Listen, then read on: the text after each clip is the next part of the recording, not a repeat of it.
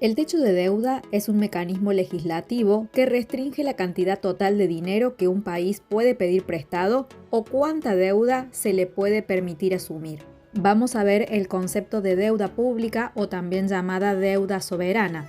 Este es el conjunto de deudas que mantiene un Estado frente a particulares como individuos o empresas o también con otros países. La deuda pública es una forma para que el Estado pueda obtener recursos financieros y se hace mediante la emisión de títulos valores o bonos. El Departamento del Tesoro de los Estados Unidos es el encargado de emitir deuda. La secretaria del Tesoro hoy es Janet Yellen, que también es expresidenta de la Reserva Federal de los Estados Unidos. Cuando el Tesoro emite títulos de deuda, es decir, bonos, estos pueden ser vendidos a bancos privados, a particulares como inversionistas o empresas, y también al sector exterior, que es decir, a otros países. Pero también se puede vender al Banco Central del mismo país, es decir, a la Fed. A esto se le llama deuda ficticia, ya que la Fed emite el dinero para comprar los títulos que el propio Tesoro emite, y esto genera aumento en la oferta monetaria. Volviendo al tema, cuando los bonos son adquiridos por agentes privados y no por el Banco Central, entonces esta forma de endeudamiento permite al gobierno obtener financiación sin aumentar la oferta monetaria. Cuando el Tesoro emite deuda, es decir, bonos, los pone a la venta. El inversor lo compra, dando dinero a cambio de ese bono. Pero todo esto es bajo la promesa de que al cabo de un periodo estipulado, el gobierno de dicho país devolverá el dinero prestado más una tasa de interés, que es el rendimiento de ese bono. Este plazo estipulado puede ser desde meses hasta años. El rendimiento de los bonos depende de cada país. Los países más confiables, que son los menos riesgosos, como por ejemplo Estados Unidos, tienen rendimientos menores que aquellos países que son menos confiables, como por ejemplo Venezuela, Argentina, Turquía, etc.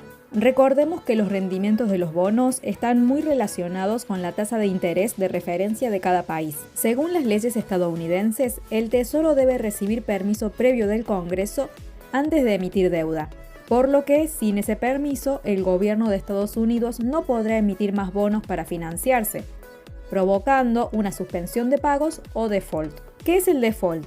Cuando no se puede pagar la totalidad de las deudas que el Estado tiene con sus acreedores, ya sea por falta de liquidez o dinero en efectivo. Cuando se alcance el techo de la deuda sin que se haya logrado un aumento en el límite, el Tesoro deberá recurrir a medidas extraordinarias para financiar temporalmente los gastos y obligaciones del gobierno hasta que se pueda llegar a un acuerdo.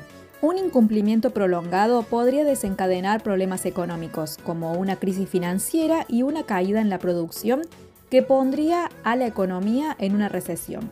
Si no se eleva el techo de la deuda y se agotan las medidas extraordinarias, el gobierno de los Estados Unidos es legalmente incapaz de pedir dinero prestado para pagar sus obligaciones financieras. Un incumplimiento puede afectar la calificación de riesgo de los bonos de los Estados Unidos y la tasa de interés que deberá pagar sobre la deuda futura.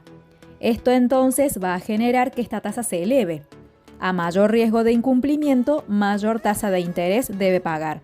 Al haber tantos países que son económicamente dependientes de Estados Unidos, entonces se generaría una alza masiva de las tasas de interés en el mundo, aumentando los costos de endeudamiento y aumentando los riesgos de una recesión económica global.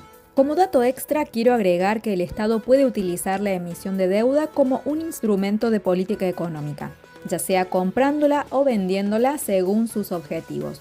Si hay inflación, entonces sobra dinero en el mercado. El Estado puede vender deuda pública, es decir, cambiar bonos por dinero, para así reducir la cantidad de dinero que hay en circulación. En el caso de que haya una deflación, el Estado puede comprar los títulos de deuda pública a los particulares, es decir, dando dinero a cambio de esos bonos.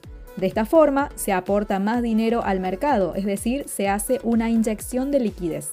Por todo lo expuesto es que decimos que el dinero está respaldado en deuda, pero por sobre todo por la garantía de que esa deuda será pagada.